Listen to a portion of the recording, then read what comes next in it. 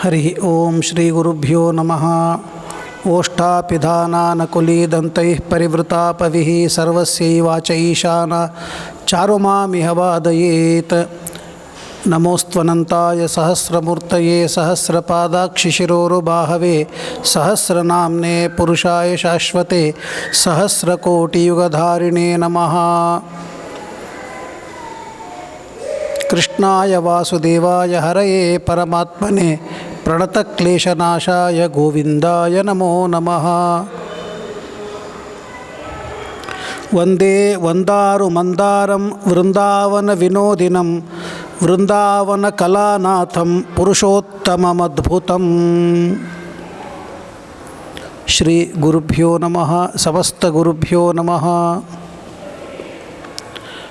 ಪುರುಷೋತ್ತಮ ಮಾಸದ ಮಹಾತ್ಮ್ಯವನ್ನು ಬೃಹನ್ನಾರದೀಯ ಪುರಾಣದಲ್ಲಿ ಬಂದದ್ದನ್ನು ನಾವು ಶ್ರವಣವನ್ನು ಮಾಡ್ತಾ ಇದ್ದೇವೆ. ಇವತ್ತಿನ ದಿವಸ ಪುರುಷೋತ್ತಮ ಮಾಸದ ಅನುಷ್ಠಾನದಿಂದ ನಮಗೆ ಆಗುವ ಫಲದ ಬಗ್ಗೆ ಒಂದು ಆಖ್ಯಾಯಿಕೆಯನ್ನು ತಿಳಿಸಿಕೊಡ್ತಾ ಇದ್ದಾರೆ. ಪೂರ್ವದಲ್ಲಿ ಹೈಹಯ ಎಂಬ ಒಂದು ದೇಶ, ಆ ದೇಶದಲ್ಲಿ ಚಿತ್ರಧರ್ಮ ಎಂಬ ಹೆಸರಿನ ಪ್ರಸಿದ್ಧನಾದ ರಾಜನಿದ್ದ. ಒಳ್ಳೆಯ ಬುದ್ಧಿವಂತ, ಸತ್ಯವಾದ ಕರ್ಮದಲ್ಲೇ ರತನಾಗಿದ್ದ, ಮಹಾಪರಾಕ್ರಮಿಯಾಗಿದ್ದ.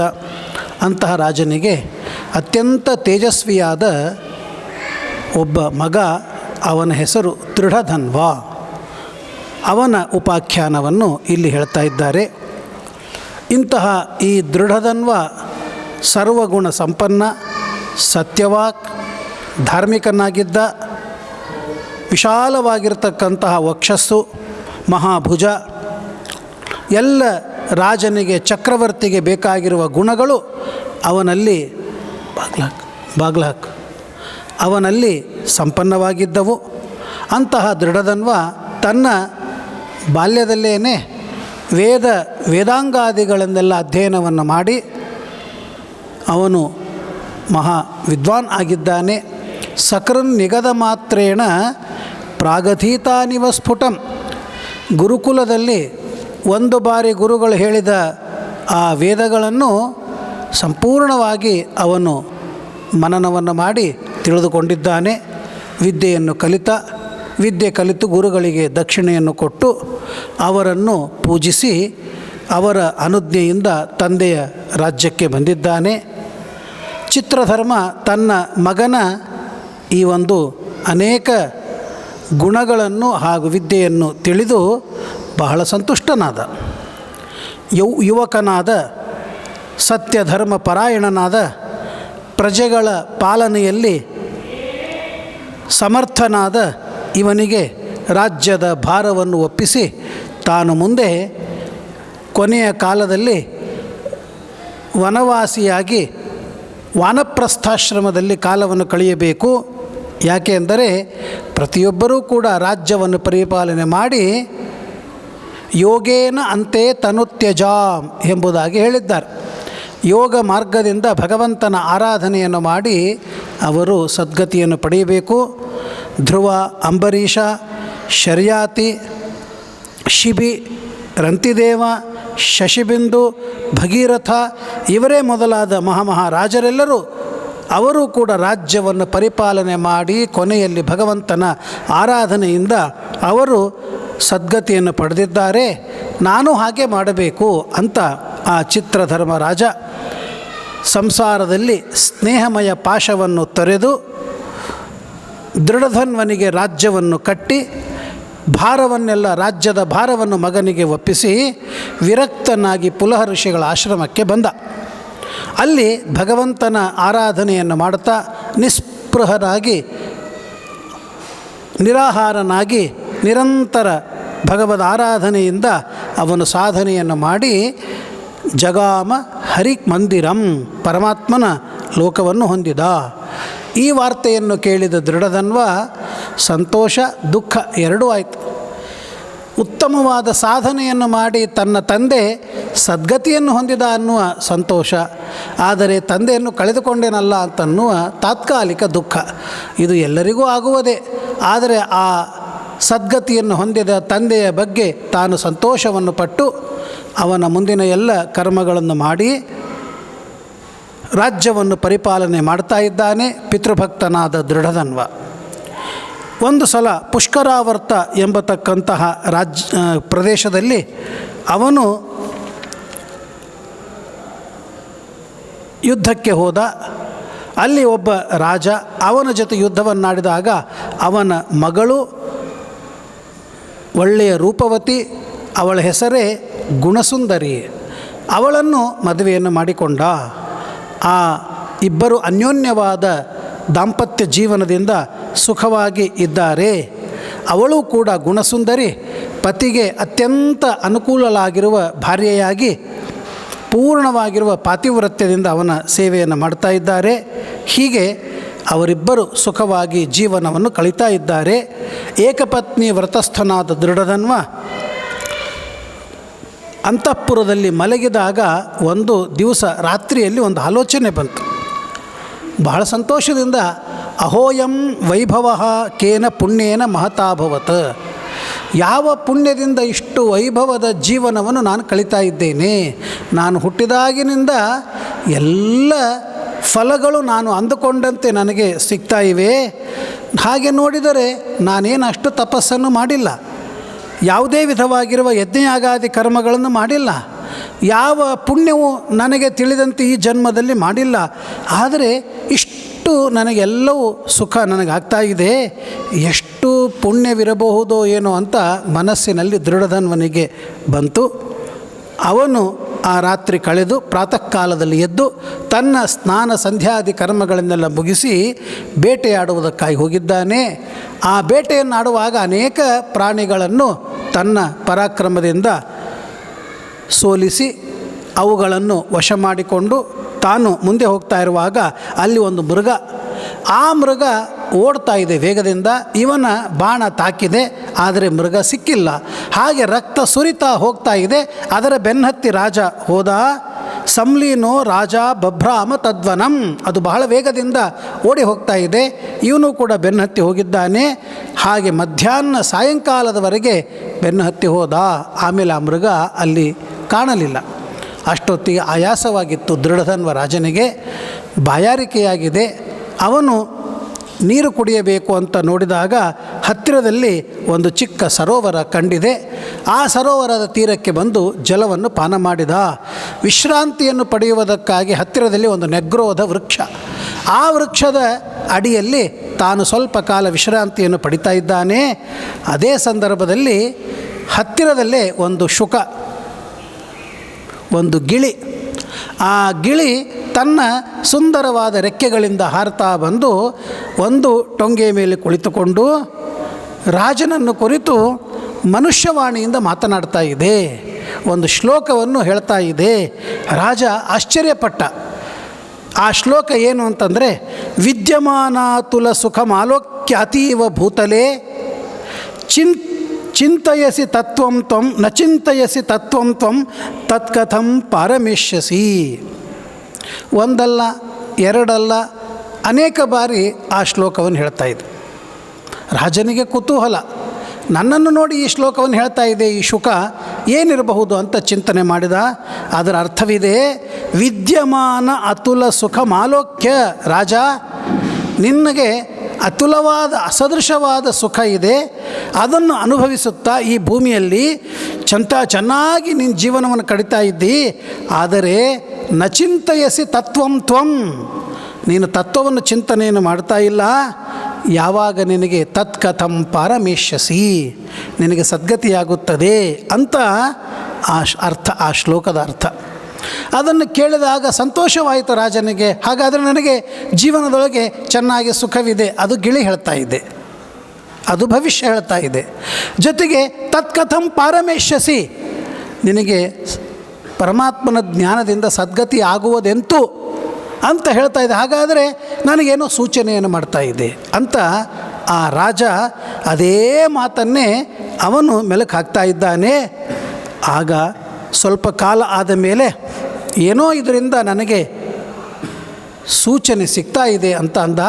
ರಾತ್ರಿ ಆಯಿತು. ಅಷ್ಟು ಹೊತ್ತಿಗೆ ಆ ಕೀರ, ಆ ಶುಕ ಪಕ್ಷಿಯೂ ಕೂಡ ದೂರ ಹೋಗಿದೆ. ಇವನು ಮನೆಗೆ ಬಂದ. ಮನೆಗೆ ಬಂದು ಸುಖದ ಸುಪ್ಪತ್ತಿಗೆ ಮಂಚದ ಮೇಲೆ ಮಲಗಿ ಚಿಂತನೆಯನ್ನು ಮಾಡ್ತಾ ಇದ್ದಾನೆ. ಹೆಂಡತಿ ಗುಣಸುಂದರಿ ಬಂದಿದ್ದಾಳೆ. ಹಾಲು, ಹಣ್ಣು, ಉಪಹಾರ, ಭಕ್ಷ್ಯ ಭೋಜ್ಯಗಳನ್ನೆಲ್ಲ ತಂದುಕೊಟ್ಟಿದ್ದಾಳೆ. ಆದರೆ ಇವನು ಯಾವುದರ ಮೇಲೆ ಉತ್ಸಾಹವಿಲ್ಲ. ಹೆಂಡತಿ ಕೇಳಿದಳು, ಭೋ ಭೋ ಪುರುಷ ಶಾರ್ದೂಲ ದೌರ್ಮನಸ್ಯಮಿದಂತೆ, ಯಾಕೆ ನಿಮ್ಮ ಮನಸ್ಸಿನಲ್ಲಿ ಏನೋ ಒಂದು ಚಿಂತೆ ಇದೆ, ಹೇಳ್ರಿ ಏನು ಕಾರಣ ಅಂತ ಅವಳು ಸಮಾಧಾನದ ನುಡಿಗಳಿಂದ ಕೇಳಿದರೂ ಕೂಡ ರಾಜ ಉತ್ತರ ಕೊಡ್ತಾ ಇಲ್ಲ. ಯಾಕೆ, ಇದು ನನಗಾಗಿಯೇ ಹೇಳಿದ ಶ್ಲೋಕ, ಇದು ಇವಳಿಗೇನು ಅರ್ಥವಾಗ್ತದೆ ಅಂತ ಅವನು ಮನಸ್ಸಿನಲ್ಲೇ ಚಿಂತನೆ ಮಾಡ್ತಾ ಇದ್ದಾನೆ. ಬಹಳ ಬಾರಿ ಕೇಳಿದಳು, ಎಷ್ಟು ಕೇಳಿದರೂ ಉತ್ತರವನ್ನು ಕೊಡಲಿಲ್ಲ. ಹೀಗೆ ಚಿಂತನೆಯನ್ನು ಮಾಡ್ತಾ ಮಾಡ್ತಾ ರಾಜ ಕಾಲವನ್ನು ಕಳೆದಿದ್ದಾನೆ. ಕೆಲವು ಕಾಲ ಆಗಿದೆ. ಆದ ಮೇಲೆ ಒಂದು ದಿವಸ ಅವನ ರಾಜ್ಯಕ್ಕೆ ವಾಲ್ಮೀಕಿ ಋಷಿಗಳು ಬಂದಿದ್ದಾರೆ. ಯಾವ ವಾಲ್ಮೀಕಿಗಳು ರಾಮಾಯಣವನ್ನು ರಚನೆ ಮಾಡಿದ್ದಾರೆಯೋ ಆ ವಾಲ್ಮೀಕಿ ಋಷಿಗಳು ಬಂದು ಅವನ ರಾಜ್ಯದಲ್ಲಿ ಯೋಗಕ್ಷೇಮ ಕುಶಲ ಪ್ರಶ್ನೆಗಳನ್ನೆಲ್ಲ ಮಾಡಿದ್ದಾರೆ. ರಾಜ ಅರ್ಘ್ಯಪಾದ್ಯಾದಿಗಳಿಂದ ಪೂಜೆಯನ್ನು ಮಾಡಿ ಅವರಿಗೆ ಸಿಂಹಾಸನದಲ್ಲಿ ಕೂಳಿರಿಸಿದಾಗ ವಾಲ್ಮೀಕಿಗಳು ಕೇಳ್ತಾರೆ, ರಾಜ ನೀನು ಎಲ್ಲ ಉಪಚಾರವನ್ನು ಮಾಡಿದ್ದಿ, ಪ್ರಜೆಗಳೆಲ್ಲ ಸುಖಿಯಾಗಿ ಇದ್ದಾರೆ, ರಾಜ್ಯವು ಕೂಡ ನಿಷ್ಕಂಟಕವಾಗಿದೆ, ಯಾಕೋ ನಿನ್ನ ಮನಸ್ಸಿನಲ್ಲಿ ಏನೋ ಖೇದವಿದೆ, ಏನು ಅಂತ ಕೇಳಿದಾಗ ಆಗ ರಾಜ ಬೇಟೆಯಾಡಲು ಹೋದಾಗ ಏನೇನು ತನ್ನ ಅನುಭವವಿತ್ತೋ ಅದನ್ನೆಲ್ಲ ಹೇಳಿದ. ಒಂದು ಗಿಳಿ ಬಂದದ್ದು, ವಿದ್ಯಮಾನ ಅತುಲ ಸುಖಂ ಆಲೋಕ್ಯ ಅತೀವ ಭೂತಲೇ ನ ಚಿಂತಯಸಿ ತತ್ವಂ ತ್ವಂ ಅಂತ ಆ ಶ್ಲೋಕವನ್ನು ಏನು ಹೇಳಿತ್ತೋ ಆ ಶ್ಲೋಕವನ್ನು ಹೇಳಿದ.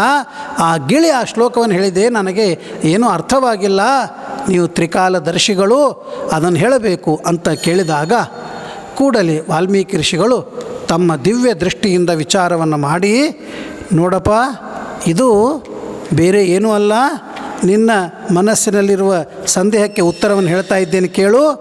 ನಿನ್ನ ಪೂರ್ವ ಜನ್ಮದ ಚರಿತ್ರೆಯನ್ನೇ ಆ ಶುಕ ಹೇಳಿದೆ ಅಂತ ಕೇಳಿದಾಗ, ಏನದು ಅಂತ ಕೇಳಿದಾಗ ಅದಕ್ಕೆ ಅವರು ಹೇಳ್ತಾ ಇದ್ದಾರೆ ವಾಲ್ಮೀಕಿ ಋಷಿಗಳು, ನೋಡು, ಪುರಾ ಜನ್ಮನಿ ರಾಜೇಂದ್ರ ಭವಾನ್ ದ್ರವಿಡ ದೇಶಜಃ, ಪೂರ್ವ ಜನ್ಮದಲ್ಲಿ ನೀನು ದ್ರವಿಡ ದೇಶದಲ್ಲಿ ಒಬ್ಬ ಬ್ರಾಹ್ಮಣನಾಗಿ ಹುಟ್ಟಿದ್ದಿ. ಆಗ ನಿನಗೆ ಸುದೇವ ಅಂತ ಹೆಸರು.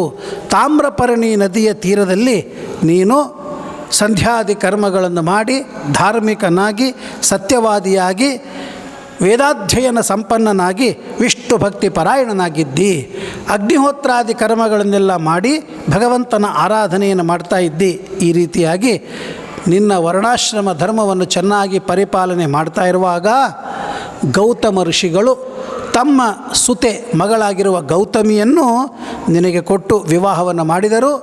ನಿಮ್ಮಿಬ್ಬರ ದಾಂಪತ್ಯ ಶಿವ ಹಾಗೂ ಶಿವಾನಿ ಇವರಿಬ್ಬರಂತೆ ಚೆನ್ನಾಗಿ ದಾಂಪತ್ಯ ನಡೀತಾ ಇದೆ. ಸುಖವಾಗಿ ಧರ್ಮವನ್ನು ಪರಿಪಾಲನೆ ಮಾಡ್ತಾ ಇದ್ರಿ. ಆದರೆ ಎಷ್ಟೋ ಕಾಲವಾದರೂ ಕೂಡ ಸಂತಾನವಾಗಿರಲಿಲ್ಲ. ಆಗದೇ ಇದ್ದಾಗ ಒಂದು ದಿನ ಏಕಾಂತದಲ್ಲಿ ಕುಳಿತು ಆ ಗೌತಮಿಯನ್ನು ಕುರಿತು, ಈ ಸುದೇವ ಬ್ರಾಹ್ಮಣ ಅಂದರೆ ಪೂರ್ವಜನ್ಮದಲ್ಲಿ ನೀನು, ಇನ್ನು ಮುಂದೆ ಸುದೇವ ಅಂತ ನಾವು ಅವನನ್ನೇ ಕರೆಯೋಣ. ಆ ಸುದೇವ ಬಹಳ ಧರ್ಮವನ್ನು ಮಾಡಿದೆ, ವರ್ಣಾಶ್ರಮಾಚಾರಗಳನ್ನೆಲ್ಲ ಆಚರಣೆ ಮಾಡ್ತಾ ಇದ್ದೇನೆ, ಆದರೆ ಯಾವ ಕಾರಣ ನಮಗೆ ಸಂತತಿ ಆಗ್ತಾ ಇಲ್ಲ. ಮಗನಾಗುವುದರಿಂದ ಈ ಲೋಕದಲ್ಲಿಯೂ ಪರಲೋಕದಲ್ಲಿಯೂ ಕೂಡ ಸುಖವಾಗ್ತದೆ. ಎಷ್ಟು ತಪಸ್ಸು ದಾನ ಮಾಡಿದ್ದೇನೆ, ಅದರ ಫಲ ಯಾಕೆ ಕಾಣ್ತಾ ಇಲ್ಲ. ಶುದ್ಧ ವಂಶದಲ್ಲಿ ಹುಟ್ಟಿರ್ತಕ್ಕಂತಹ ಸಂತತಿ ಇಲ್ಲಿ ಮತ್ತು ಪರಲೋಕದಲ್ಲಿ ಸುಖಕ್ಕೆ ಕಾರಣವಾಗ್ತದೆ. ಅಂತಹ ಮಗ ನನಗೆ ಯಾಕೆ ಆಗಿಲ್ಲ. ಆ ಮಗುವನ್ನು ಅಂಕ ತೊಡೆಯಲ್ಲಿ ಕೂಡಿಸಿಕೊಂಡು ಅವನಿಗೆ ಚೆನ್ನಾಗಿ ಆಟವಾಡಿಸಿ ಉಪನಯನವನ್ನು ಮಾಡಿ ಯೋಗ್ಯ ಕಾಲದಲ್ಲಿ ವೇದಗಳ ಪಾಠವನ್ನು ಹೇಳಬೇಕು. ಅದು ನನಗೆ ಮಾಡಲು ಆಗಲಿಲ್ಲ. ಪ್ರಾಪ್ತ ವಯಸ್ಕನಾದ ಮೇಲೆ ವಿವಾಹವನ್ನು ಮಾಡಬೇಕು, ಅದು ನಾನು ಮಾಡಲಿಕ್ಕಾಗಲಿಲ್ಲ. ವೃಥಾ ಜನ್ಮ ಗತಂ ಮಮ, ನನ್ನ ಜನ್ಮವೆಲ್ಲ ವ್ಯರ್ಥವಾಯಿತು, ನಾನು ಬದುಕಿದ್ದಾದರೂ ಏನು ಪ್ರಯೋಜನ ಎಂಬುದಾಗಿ ನನಗೆ ಆಯುಷ್ಯದ ಮೇಲೆ ಪ್ರೀತಿಯೇ ಇಲ್ಲ ಅಂತ ಹೆಂಡತಿಯ ಮುಂದೆ ಆ ಸುದೇವ ತನ್ನ ದುಃಖವನ್ನು ತೋಡಿಕೊಂಡ. ಆಗ ಗೌತಮಿ ಒಳ್ಳೆಯ ಬ್ರಾಹ್ಮಣನ ಮಗಳು, ಹಾಗಾಗಿ ಅವಳು ಸಾಂತ್ವನವನ್ನು ಮಾಡ್ತಾ ಇದ್ದಾಳೆ. ಪ್ರಾಣೇಶ್ವರ, ಯಾಕೆ ದುಃಖವನ್ನು ಪಡ್ತೀರಾ? ತುಚ್ಛವಾದ ಮಾತುಗಳನ್ನು ಯಾಕೆ ಆಡ್ತೀರಾ? ನಿಮ್ಮಂಥ ಭಗವದ್ಭಕ್ತರು ವೈಯಕ್ತಿಕ ಸಾಧನೆಯಿಂದಲೇ ಸದ್ಗತಿಯನ್ನು ಪಡಿತೀರಿ. ನಿಮಗೇನು ಕಷ್ಟ ಇದೆ? ನಿಮ್ಮ ಕರ್ಮಗಳಿಂದ ಈ ಲೋಕ ಪರಲೋಕ ಎರಡೂ ಕಡೆಗೂ ಕೂಡ ಸುಖ ಪ್ರಾಪ್ತಿಯಾಗ್ತಾ ಇದೆ, ಯಾಕೆ ದುಃಖ ಪಡ್ತೀರಿ? ಚಿತ್ರಕೇತು ಎಂಬ ರಾಜ ಭಾಗವತದಲ್ಲಿ ಬದ ಕಥೆಯನ್ನು ನೆನಪು ಮಾಡಿ ಕೊಡ್ತಾ ಇದ್ದಾಳೆ. ಚಿತ್ರಕೇತು ಎಂಬ ವಿದ್ಯಾಧರ, ಅವನಿಗೆ ಕೋಟಿ ಕೋಟಿ ಜನ ಭಾರ್ಯೆಯರಿದ್ದರೂ ಕೂಡ ನಾರದ ಮತ್ತು ಅಂಗಿರಸ ಋಷಿಗಳಿಂದ ಮಕ್ಕಳನ್ನು ಪಡೆದರು. ಆದರೆ ಆ ಮಗನಿಂದ ಅವನಿಗೆ ಸುಖವಾಗಲಿಲ್ಲ. ಅಂಗ ಎಂಬ ರಾಜ, ಅವನ ಕಥೆಯೂ ಭಾಗವತದಲ್ಲಿ ಬರ್ತದೆ. ಅವನು ವೇನ ಎಂಬ ಮಗನನ್ನು ಪಡೆದ, ಯಜ್ಞವನ್ನು ಮಾಡಿ, ಆದರೆ ಆ ಮಗನಿಂದ ಅವನಿಗೆ ಸುಖ ಆಗಲಿಲ್ಲ. ಹಾಗಾಗಿ ನೀನು ಬಹಳ ಚಿಂತೆಯನ್ನು ಮಾಡಬೇಡ, ಅಷ್ಟಾಗಿಯೂ ಮಕ್ಕಳಾಗಲೇಬೇಕು ಅಂತನೂ ಆಸೆ ಇದ್ದರೆ ಆರಾಧಯ ಜಗನ್ನಾಥಂ ಹರಿಂ ಸರ್ವಾರ್ಥದಂ ಮುದಾ, ಸರ್ವ ಫಲಪ್ರದನಾಗಿರುವ ಪರಮಾತ್ಮನ ಆರಾಧನೆಯನ್ನು ಮಾಡು, ಅದರಿಂದ ಭಗವಂತ ಅಭೀಷ್ಟವನ್ನು ಕೊಡ್ತಾನೆ. ಯಾವ ಭಗವದ ಆರಾಧನೆಯಿಂದ ಕರ್ದಮ ಪ್ರಜಾಪತಿಗಳು ಸಾಕ್ಷಾತ್ ಪರಮಾತ್ಮನನ್ನೇ ಕಪಿಲನಾಗಿ ಮಗನನ್ನಾಗಿ ಪಡೆದಿದ್ದಾರೆ ಅಂತ ಹೇಳಿದಾಗ ಆ ಗೌತಮಿಯ ಸಾಂತ್ವನದ ವಚನಗಳನ್ನು ಕೇಳಿ ಈ ಸುದೇವನಿಗೆ ಉತ್ಸಾಹ ಬಂದು ಅವನು ತಾಮ್ರಪರ್ಣಿ ನದಿಯಲ್ಲಿ ಸ್ನಾನವನ್ನು ಮಾಡಿ ಅಲ್ಲಿ ಹತ್ತಿರದಲ್ಲೇ ಇರುವ ಗಿಡದ ಒಣಗಿದ ಎಲೆಯನ್ನು 5ನೆಯ ದಿವಸಕ್ಕೆ ಒಂದು ಸಲ ತಿಂದು ತಪಸ್ಸನ್ನು ಮಾಡಿದ. 4000 ವರ್ಷಗಳವರೆಗೆ ತಪಸ್ಸನ್ನು ಮಾಡಿದಾಗ ಅವನ ತಪಸ್ಸಿನಿಂದ ಲೋಕಗಳೆಲ್ಲ ಕಂಪಿತವಾದವು. ದೇವಾಧಿದೇವತೆಗಳು ಪರಮಾತ್ಮನಿಗೆ ಹೋಗಿ ಹೇಳ್ತಾರೆ, ಭಗವಂತ ಆ ಸುದೇವನ ತಪಸ್ಸಿಗೆ ವರವನ್ನು ಕೊಡು ಅಂತ ಹೇಳಿದಾಗ ಭಗವಂತ ಪ್ರತ್ಯಕ್ಷನಾದಾಗ ಈ ಸುದೇವ ಎರಡೂ ಕೈಗಳನ್ನು ಎತ್ತಿ ಸ್ತೋತ್ರವನ್ನು ಮಾಡ್ತಾ ಇದ್ದಾನೆ ಗದ್ಗದಿತವಾದ ಕಂಠದಿಂದ. ನಮಸ್ತೆ ದೇವದೇವೇಶ, ತ್ರೈಲೋಕ್ಯ ಅಭಯದ ಪ್ರಭೋ, ಸರ್ವೇಶ್ವರ ನಮಸ್ತೇಸ್ತು, ತ್ವಾಮಹಂ ಶರಣಂ ಗತಃ. ಪರಮಾತ್ಮ, ನೀನು ದೇವತೆಗಳಿಗೂ ದೇವ, 3 ಲೋಕದ ಒಡೆಯ ಸರ್ವೇಶ್ವರ, ನಿನಗೆ ನಾನು ಶರಣ ಬಂದಿದ್ದೇನೆ. ಜಯಸ್ವರೂಪ, ನೀನು ಜಯಪ್ರದ, ಜಯಕ್ಕೆ ಒಡೆಯ, ಜಯಕ್ಕೆ ಕಾರಣ, ನೀನು ಜಗತ್ತಿಗೆ ರಕ್ಷಕನಾಗಿದ್ದಿ, ನೀನು ತೇಜೋಮಯನಾದವನು. ನಿನ್ನನ್ನು ಕೃಷ್ಣ, ವಿಷ್ಣು, ವಾಸುದೇವ ಅಂತ ಕರೀತಾರೆ. ದೀನವತ್ಸಲ, ಬ್ರಹ್ಮಾದಿ ದೇವತೆಗಳು ನಿನ್ನನ್ನು ಪೂರ್ಣವಾಗಿ ತಿಳಿಯಲು ಶಕ್ಯವಾಗೋದಿಲ್ಲ. ಅಂತಹ ಭಗವಂತ, ಮಂದನಾದ ನಾನು ನಿನ್ನನ್ನು ಹೇಗೆ ತಿಳಿಯಲು ಶಕ್ಯ ಅಂತ ಕೇಳಿದಾಗ ಅವನ ಸ್ತೋತ್ರವನ್ನು ಕೇಳಿ ಪರಮಾತ್ಮ ಅಂತಾನೆ, ಆಯ್ತಪ್ಪ, ನಿನ್ನ ಸ್ತೋತ್ರಕ್ಕೆ ನಾನು ಮೆಚ್ಚಿದ್ದೇನೆ, ನಿನ್ನ ಮನಸ್ಸಿನಲ್ಲಿ ಏನು ಅಪೇಕ್ಷೆ ಇದೆ ಕೇಳು, ವರವನ್ನು ಕೊಡ್ತೇನೆ ಅಂತ ಕೇಳಿದಾಗ ಸುದೇವ ಅಂತಾನೆ, ಭಗವಂತ, ನಿಜವಾಗಿ ನನ್ನ ತಪಸ್ಸಿಗೆ ನೀನು ಪ್ರೀತನಾಗಿದ್ದರೆ ದೀನಬಂಧೋ ದಯಾನಿಧೆ, ಉತ್ತಮನಾದ ಮಗನನ್ನು ನನಗೆ ಕೊಡು, ಈ ಗೃಹಸ್ಥ ಜೀವನ ಸಾರ್ಥಕವಾಗುತ್ತದೆ ಅಂತ ಹೇಳಿದಾಗ ಪರಮಾತ್ಮ ಹೇಳ್ತಾನೆ, ನೋಡಪ್ಪ ಭಗವಂತ, ನಮ್ಮ ಭಕ್ತ, ನನಗೆ ಅಧೇಯವಾದದ್ದು ಯಾವುದೂ ಇಲ್ಲ, ಅಂದರೆ ನಾನು ಕೊಡದೇ ಇದ್ದದ್ದು ಯಾವುದೂ ಇಲ್ಲ, ಎಲ್ಲವನ್ನೂ ನಾನು ಕೊಡುತ್ತೇನೆ. ಆದರೆ ನಿನಗೆ ಮಕ್ಕಳನ್ನು ಮಾತ್ರ ನಾನು ಕೊಡಲಾರೆ. ಯಾಕೆ ಅಂದರೆ 7 ಜನ್ಮಗಳವರೆಗೆ ನಿನಗೆ ಪುತ್ರದ ಸುಖ ಅಂತನ್ನೋದು ಇಲ್ಲ. ಹಾಗಾಗಿ ನಿನ್ನ ಹಣೆಯಲ್ಲಿ ವಿಧಾತ್ರ ನೈವ ನಿರ್ಮಿತಂ, ನಾನು ಕೊಡಲಾರೆ ಅಂತ ಹೇಳಿ ನಿನ್ನ ಹಣೆಯಲ್ಲಿರುವ ಎಲ್ಲ ರೇಖೆಗಳನ್ನು ನಾನು ನೋಡಿದಾಗ ತತ್ರ ನೈವಾಸ್ಥಿತೇ ಪುತ್ರ ಸುಖಂ ಸಪ್ತಸು ಜನ್ಮಸು ಅಂತ ಹೇಳಿದಾಗ ಆ ಮಾತನ್ನು ಕೇಳಿ ಮೂರ್ಛಿತನಾಗಿ ಬಿಟ್ಟ ಸುದೇವ. ಗರುಡಾರೂಢನಾದ ಪರಮಾತ್ಮ ಈ ತರಹ ಹೇಳಿದಾಗ ಕೆಳಗೆ ಬಿದ್ದ ಆ ಬ್ರಾಹ್ಮಣನನ್ನು ಕಂಡು ಗರುಡನಿಗೆ, ಅಯ್ಯೋ ಪಾಪ, 1000 ವರ್ಷ ತಪಸ್ಸು ಮಾಡಿದರೂ ಅವನಿಗೆ ಮಕ್ಕಳೇ ಆಗ್ತಾ ಇಲ್ಲವಲ್ಲ ಅಂತ ಅವನ ಮೇಲೆ ಕರುಣೆ ಬಂದು ತನ್ನ ರೆಕ್ಕೆಗಳಿಂದ ಗಾಳಿಯನ್ನು ಬೀಸಿದಾಗ ಅವನು ಎದ್ದ. ಆಗ ಗರುಡ ಪರಮಾತ್ಮನಿಗೆ ಹೇಳ್ತಾನೆ, ಭಗವಂತ, ಅಭಾಗ್ಯಸ್ಯ ಕೃತೋದ್ಯೋಗೋ ಮುಮೂರ್ಷೋರಿವ ಭೇಷಜಂ.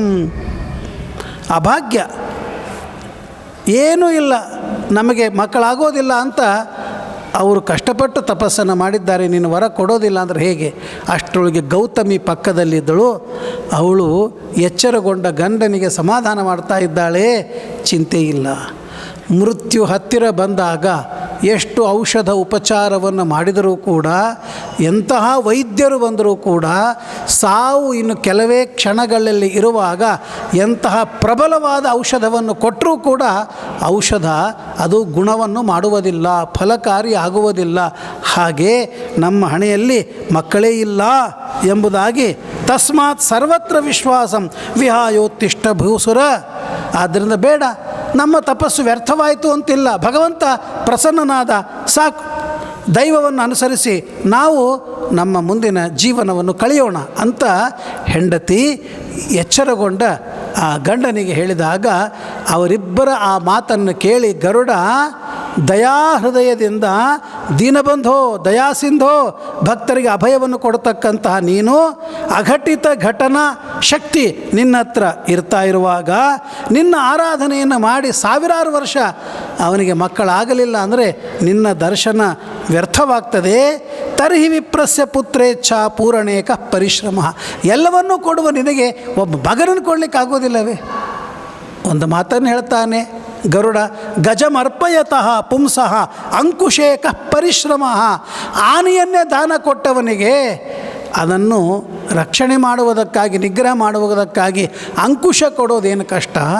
ಹಾಗೆ ಇಷ್ಟೆಲ್ಲ ಕೊಟ್ಟಿರುವ ನೀನು ಒಬ್ಬ ಮಗನನ್ನು ಕೊಡಲಿಕ್ಕಾಗೋದಿಲ್ಲವೇ ಅಂತ ಹೇಳಿದಾಗ ಆಗ ಪರಮಾತ್ಮ ಅಂತಾನೆ, ನಾನೇನು ಮಾಡಬೇಕು?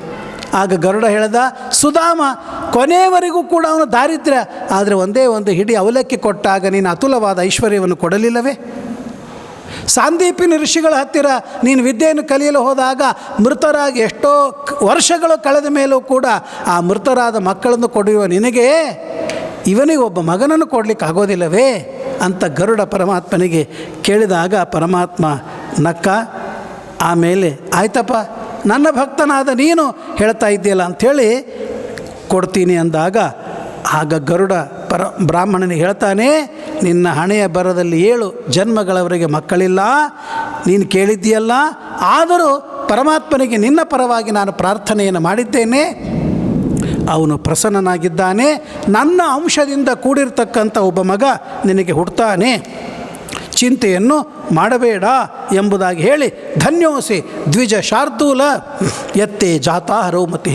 ನೀನು ಭಗವಂತನ ಆರಾಧನೆಯನ್ನು ಮಾಡಿದ್ದಿ, ಅದೆಂದೂ ವ್ಯರ್ಥವಾಗೋದಿಲ್ಲ ಅಂತ ಹೇಳಿ ಭಗವಂತನ ಧ್ಯಾನವನ್ನು ಮಾಡು, ನನಗೆ ಕೆಲವೇ ಕಾಲದಲ್ಲಿ ಸಂತಾನವಾಗ್ತದೆ ಅಂತ ಹೇಳಿ ಕಳುಹಿಸಿದರು. ಆಮೇಲೆ ಸುದೇವ ಮತ್ತು ಗೌತಮಿ ಇಬ್ಬರು ಮನೆಗೆ ಬಂದಿದ್ದಾರೆ. ಕೆಲವು ಕಾಲದಲ್ಲಿ ಗರ್ಭದ ಚಿಹ್ನ ಅವಳಲ್ಲಿ ಕಂಡಿದೆ. 9 ತಿಂಗಳಾಯಿತು. 10ನೇ ತಿಂಗಳು ಪ್ರಸವವನ್ನಾಗಿ ಮಾಡಿದ್ದಾಳೆ. ಉತ್ತಮವಾದ ಗಂಡು ಮಗು ಹುಟ್ಟಿದೆ. ಅವನಿಗೆ ನಾಮಕರಣವನ್ನು ಮಾಡಿದ ಸುದೇವ ಬ್ರಾಹ್ಮಣರನ್ನೆಲ್ಲ ಕರೆಸಿ ಅವನಿಗೆ ಮುಂದಿನ ಎಲ್ಲ ಸಂಸ್ಕಾರಗಳನ್ನು ಮಾಡಿದ್ದಾನೆ. ಶುಕದೇವ ಅಂತ ಹೆಸರನ್ನೂ ಕೂಡ ಇಟ್ಟಿದ್ದಾನೆ. ಅವನು ಒಳ್ಳೆಯ ಭಗವದ್ಭಕ್ತನಾಗಲಿ ಎಂಬುದಾಗಿ ಆ ಶುಕದೇವ ಬಾಲಕ ಅವನು ಬೆಳೀತಾ ಇದ್ದಾನೆ. ತಂದೆಯ ಮನೋರಥವನ್ನೆಲ್ಲ ಪೂರ್ಣ ಮಾಡ್ತಾ ಇದ್ದಾನೆ. ತಾಯಿಗೆ ಬಹಳ ಸಂತೋಷವಾಗಿದೆ. ಒಳ್ಳೆಯ ತೇಜಸ್ಸಿನಿಂದ ಅನ್ವಿತನಾಗಿ ಅವನು ಸಕೃತ್ ಧಿ ಆನಂದಯಾಮಾಸ ಸ್ವಗುರುಂ ಗುರುವತ್ಸಲಹ. ಇವನು ಹೇಳಿದ ಪಾಠ ಒಂದೇ ದಿನದಲ್ಲಿ ಒಪ್ಪಿಸಿ ಮತ್ತೆ ಮುಂದೆ ಹೋಗ್ತಾ ಇದ್ದಾನೆ. ಇಂತಹ ಒಳ್ಳೆಯ ಬುದ್ಧಿವಂತನಾದ ಮಗ ಅವನು. ಚೆನ್ನಾಗಿ ಓದ್ತಾ ಇರುವ ಕಾಲದಲ್ಲಿ ಒಂದು ಸಲ ಅವರ ಆಶ್ರಮದಲ್ಲಿ ದೇವಲ ಋಷಿಗಳು ಬಂದಿದ್ದಾರೆ. ಆ ದೇವಲ ಋಷಿಗಳಿಗೆ ಈ ಸುದೇವ ಚೆನ್ನಾಗಿ ಅರ್ಘ್ಯಪಾದ್ಯಾದಿಗಳನ್ನೆಲ್ಲ ಕೊಟ್ಟು ಪೂಜೆ ಮಾಡಿದಾಗ ಇಬ್ಬರು ನಮಸ್ಕಾರವನ್ನು ಮಾಡಿದ್ದಾರೆ. ಆಗ ಮಗು ಬಂದಿದೆ. ಅವನು ಒಳ್ಳೆಯ ಲಕ್ಷಣಗಳನ್ನು ನೋಡಿ ಸಂತುಷ್ಟನಾಗಿರ್ತಕ್ಕಂತಹ ರಾಜ ಆ ದೇವಲ ಋಷಿಗಳು, ಏನಪ್ಪ ಒಳ್ಳೆಯ ಲಕ್ಷಣಗಳು, ಒಳ್ಳೆಯ ಮುಖದಲ್ಲಿ ಮತ್ತು ಅವನ ಶರೀರದಲ್ಲಿ ಅವನ ಬುದ್ಧಿಯಿಂದ ನೋಡಿದಾಗ ಒಳ್ಳೆಯ ದೇಹದ ಲಕ್ಷಣಗಳೆಲ್ಲ ಇವೆ, ಸರ್ವಲಕ್ಷಣ ಸಂಪನ್ನ ಸಮಕರಣ ಅಂತ ವರ್ಣನೆ ಮಾಡಿದರು. ಇಷ್ಟೆಲ್ಲ ಹೇಳಿ ತಲೆಯ ಮೇಲೆ ಕೈಯಾಡಿಸಿ ಬರಪ ಶಿಶು ಅಂತ ಕರೆದು ಅವನ ಕೈಯನ್ನು ನೋಡಿದರೆ ಆಗ ದಿಢೀರನೆ ದೇವಲ ಋಷಿಗಳಂತಾರೆ, ಅಯ್ಯೋ ಏನು ಮಾಡಬೇಕಪ್ಪ, ಇವನಿಗೆ 10 ವರ್ಷ ಮಾತ್ರ ಆಯುಷ್ಯವಿದೆ ಅಂತ ಹೇಳ್ತಾರೆ. ಆಗ ಆಯುಷ್ಯ 10 ವರ್ಷ ಇದೆ ಅಂತ ಕೇಳಿದಾಗ ಆಗ ಅವರಿಗೆ ದುಃಖ ಆಯ್ತು. ಅಯ್ಯೋ, ಮೊದಲು ಆಯುಷ್ಯವನ್ನು ನೋಡಿ ಲಕ್ಷಣವನ್ನು ಹೇಳಬೇಕು. ಲಕ್ಷಣಗಳೆಲ್ಲ ಚೆನ್ನಾಗಿ ಇದ್ದರೂ ಕೂಡ ಆಯುಷ್ಯವಿರಲಿಲ್ಲ ಅಂತಾದರೆ ಏನು ಪ್ರಯೋಜನ ಎಂಬುದಾಗಿ ಆ ದೇವಲ ಋಷಿಗಳು ಖಿನ್ನರಾಗಿದ್ದಾರೆ. ಸುದೇವತನಯೋಯಂತೆ ದ್ವಾದಶೇ ಹಾಯನೇವನೇ. 10 ಬಹಳ ಆದರೆ 12ನೇ ವರ್ಷಕ್ಕೆ ಇವನಿಗೆ ಮೃತ್ಯು ಅನ್ನೋದು ಬರ್ತದೆ. ಹಾಗಾಗಿ ಶೋಕವನ್ನು ಮಾಡಬೇಡ. ಅವಶ್ಯಂ ಭಾವಿನೋ ಭಾವ ಭವಂತೇವ ನ ಸಂಶಯ. ಯಾವಾಗ ಏನಾಗಬೇಕೋ ಅದು ವಿಧಿ ಲಿಖಿತ, ಯಾರೂ ಅದನ್ನು ಕೂಡ ಅಳಿಸಲು ಶಕ್ಯವಿಲ್ಲ ಅಂತ ಹೇಳಿ, ಅದಕ್ಕೇನಾದರೂ ಈಗಿನಿಂದ ಉಪಾಯವನ್ನು ಮಾಡ್ತೇನೆ ಅಂತಂದರೆ ತತ್ರ ಪ್ರತಿನಿಧಿರ್ ನಾಸ್ತಿ ಮುಮುರ್ಷೋರಿವ ಭೇಷಜಂ. ಯಾವ ಮನುಷ್ಯ ಮತ್ತೆ ಅದೇ ಮಾತನ್ನು ಹೇಳ್ತಾನೆ, ಸಾಯುವುದಕ್ಕೆ ಸಮೀಪದಲ್ಲಿ ಇದ್ದ ವ್ಯಕ್ತಿಗೆ ಔಷಧ ಕೊಟ್ಟರೂ ಕೂಡ ಔಷಧ ಪ್ರಭಾವ ಬಹಳ ಕಾಲವಾದ ಮೇಲೆ ಪರಿಣಾಮವಾಗಬೇಕು. ಅಷ್ಟು ಕಾಲ ಇವರು ಬದುಕೋದೇ ಇಲ್ಲ ಅಂತಾದರೆ ಔಷಧವನ್ನು ಕೊಟ್ಟು ಕೂಡ ಅದು ವಿಫಲವಾಗುತ್ತದೆ ಅಂತ ಹೇಳಿ ಆ ದೇವಲ ಋಷಿಗಳು ಈ ಭವಿಷ್ಯವನ್ನು ನುಡಿದು ಬ್ರಹ್ಮಲೋಕಕ್ಕೆ ಹೋಗಿದ್ದಾರೆ. ಆಗ ಆ ಸುದೇವ ಆ ಮಾತನ್ನು ಕೇಳಿ ವಿಲಲಾಪ ಚಿರಂ ಭೂಮಿಯ ಮೇಲೆ ಬಿದ್ದು, ಅಯ್ಯೋ, ನಾನಿಷ್ಟು ಕಷ್ಟಪಟ್ಟು ತಪಸ್ಸನ್ನು ಮಾಡಿ 4000 ವರ್ಷ ತಪಸ್ಸಿನ ಫಲ 12 ವರ್ಷದೊಳಗೇ ಹೋಗಿಬಿಡುತ್ತದೆಯಲ್ಲ ಅಂತ ಅವನು ಮಗನ ಮುಖವನ್ನು ಎತ್ತಿ ಮುದ್ದಾಡ್ತಾ ಇದ್ದಾನೆ. ಆಗ ಗೌತಮಿ ಹೇಳ್ತಾ ಇದ್ದಾಳೆ, ದ್ವಿಜರಾಜನ ಕರ್ತವ್ಯ ಭೀತಿರ್ಭಾವ್ಯೇಷು ವಸ್ತುಷು. ಬ್ರಾಹ್ಮಣ ಶ್ರೇಷ್ಠರೇ, ನೀವು ನನ್ನ ಯಜಮಾನರು, ವೇದಾದಿಗಳನ್ನು ಅಧ್ಯಯನವನ್ನು ಮಾಡಿದವರು, ಎಲ್ಲವನ್ನೂ ಬಲ್ಲವರು. ಹಾಗಾಗಿ ಭೀತಿರ್ಭಾವ್ಯೇಷು ವಸ್ತುಷು ನ ಕರ್ತವ್ಯ. ಏನಾಗಬೇಕೋ ಹಾಗೇ ಆಗುತ್ತವೆ. ಅಲ್ಲಿ ನಾವು ಭಯಪಟ್ಟ ಮಾತ್ರಕ್ಕೆ ಏನು ಪರಿಹಾರ ಮಾಡಲು ಶಕ್ಯವಿಲ್ಲ. ಎಂಥೆಂಥವರು, ನಲ ಮಹಾರಾಜ ಎಂಥ ಸಾತ್ವಿಕ, ಅವನಿಗೆ ಎಷ್ಟು ಕಷ್ಟವಾಯಿತು. ದಮಯಂತಿ ಮತ್ತು ನಲ ಕಷ್ಟವನ್ನು ಪಡಲಿಲ್ಲ. ಸಾಕ್ಷಾತ್ ರಾಮಚಂದ್ರ ದೇವರು ಅವನು ವನವಾಸವನ್ನು ಅನುಭವಿಸಲಿಲ್ಲವೇ? ಯುಧಿಷ್ಠಿರ ಅವನು ಎಷ್ಟು ಸಾತ್ವಿಕನಾದರೂ ಪಾಂಡವರು 13 ವರ್ಷ ವನವಾಸವನ್ನು ಅನುಭವಿಸಲಿಲ್ಲವೇ? ಬಲಿರಾಜ ಎಲ್ಲವನ್ನೂ ದಾನವನ್ನು ಮಾಡಲಿಕ್ಕೆ ಹೊರಟಿರ್ತಕ್ಕಂಥವನು ಅವನು ಕೊನೆಗೆ ಭೂಮಿಯಲ್ಲಿ ಹೋಗಲಿಲ್ಲವೇ? ಯಾದವರು ಕೃಷ್ಣನ ಭಕ್ತರಾದರೂ ಬ್ರಾಹ್ಮಣನ ಶಾಪದಿಂದ ಕುಲವೆಲ್ಲ ವಿನಾಶವಾಗಲಿಲ್ಲವೇ? ಹಿರಣ್ಯಾಕ್ಷ ಇಷ್ಟೆಲ್ಲ ತಪಸ್ವಿಯಾಗಿದ್ದ, ಹಿರಣ್ಯಕಶಿಪುವಿನ ಬಲ ಇತ್ತು, ಆದರೆ ಅವನು ಚಿರಾಯುವಾದನೇ. ಕಾರ್ತವೀರ್ಯ ಅವನು ದತ್ತನ ಉಪಾಸಕ, ಆದರೆ ಕೊನೆಗೆ ಶಿರಚ್ಛೇದ ಅವನಿಗೆ ಆಗಲಿಲ್ಲವೇ? ಹಾಗಾಗಿ ಯಾರಿಗೆ ಯಾವುದಾಗಬೇಕೋ ಅದು ಹಾಗೆ ಆಗುತ್ತದೆ. ಪರೀಕ್ಷಿನ್ ಮಹಾರಾಜ ಪಾಂಡವರ ವಂಶದಲ್ಲಿ ಬಂದವನು ಕೊನೆಗೆ ಒಬ್ಬ ಬ್ರಾಹ್ಮಣನ ಶಾಪದಿಂದ ಅವನಿಗೆ ಅಜಗರ ಬಂದು ಸರ್ಪ ಕೊಂದು ಹಾಕಿದೆ. ಹಾಗಾಗಿ ಅತ ಉತ್ತಿಷ್ಠ ಹೇ ನಾಥ ಹರಿಂ ಭಜ ಸನಾತನಂ. ಪರಮಾತ್ಮನ ಆರಾಧನೆಯನ್ನು ಮಾಡು, ಯಾವ ಚಿಂತೆ ಬೇಡ, ದೇವರು ಕೊಟ್ಟದ್ದರಲ್ಲಿ ತೃಪ್ತರಾಗಿ ಇರೋಣ ಅಂತ ಹೇಳಿದಾಗ ಅವಳ ಸಮಾಧಾನದ ಮಾತುಗಳನ್ನು ಕೇಳಿ ಆಗ ಸುದೇವ ಸ್ವಲ್ಪ ಧೈರ್ಯವನ್ನು ತೆಗೆದುಕೊಂಡು ಅವರು ಭಗವಂತನಲ್ಲೇನೇ ಮನಸ್ಸನ್ನು ಇಟ್ಟಿದ್ದಾರೆ. ಆಯ್ತು, ಭಗವಂತ ಯಾರಿಗೆ ಯಾವುದನ್ನು ಕೊಡ್ತಾನೋ ಅದನ್ನು ನಾವು ಅನುಭವಿಸಲೇಬೇಕು ಅಂತ ಇದ್ದಷ್ಟು ಕಾಲವಾದರೂ ಆ ಮಗುವಿನ ಜೊತೆಗೆ ಪ್ರೀತಿಯಿಂದ, ಸಂತೋಷದಿಂದ, ಸಮಾಧಾನದಿಂದ ಇರೋಣ ಅಂತ ಆ ಸುದೇವ, ಗೌತಮಿ ಮತ್ತು ಶುಕದೇವ ಕಾಲವನ್ನು ಕಳೀತಾ ಇದ್ದಾರೆ. ಮುಂದೆ ಏನಾಯಿತು ಅದರ ವಿಚಾರವನ್ನು ನಾಳಿನ ದಿವಸ ತಿಳಿಯೋಣ. ಹರೆಯೇ ನಮಃ.